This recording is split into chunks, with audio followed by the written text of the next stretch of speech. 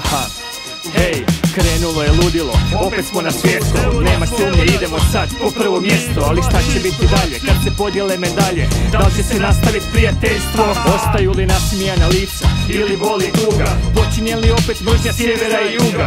Počinje li kletva i psovanje po spisku? Na sva usta samo hvali Njemačku i Irsku. Hrvat zemlju ljubi samo kad manđo zabija. Kada ide loše, bit ću vječna Jugoslavija. Sve je tako očito, nakon sportske groznice ljubav naglo prestane kad se skinu kockice. Zato uživaju u ludilu i navijaju masi. Danas svi smo braća, danas svako časti. A već sutra neće se ni sjećat ove pojave nakon Drage Ćosića i njegove odjave.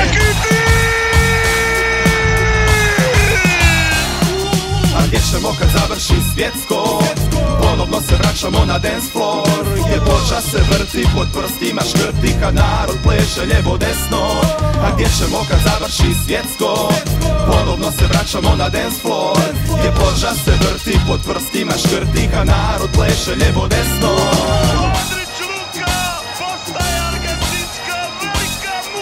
Pazi scenu, da stvari krenu kao po terenu, da smo uvijek vjerni i bodrimo se u svemu, gdje riječi hvale pucamo kao penale i nabacujemo ljubav što vodi nas u finale. Kad bi nestala bol, ma samo zamisli to, kada bi molili za mir kao što mole za gol. Sve dok zastava vijori, srce gori u eufori koja traje kao Instagram story. Ma tamo svi smo kolege, burazi, prike i lege, a u drugom gradu svoje zemlje skrivamo rege. Osvojit ćemo svjetsko prvenstvo za ekipu u Irskoj, Njemačkoj, Švedskoj. Skupa do cilja, dio smo istog puta, u vožnji koja traje 90 minuta. Takvi trenuci su rijetki i samo molim Boga da budu i produžeci.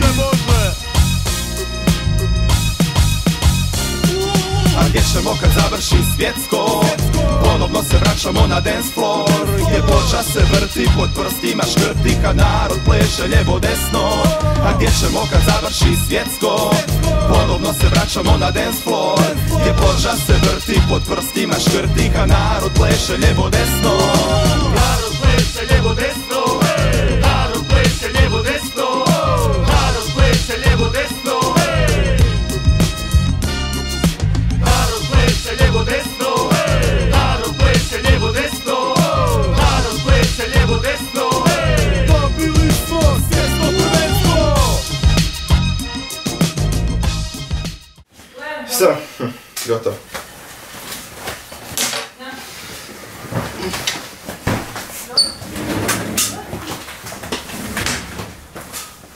Palo je, sve je propalo.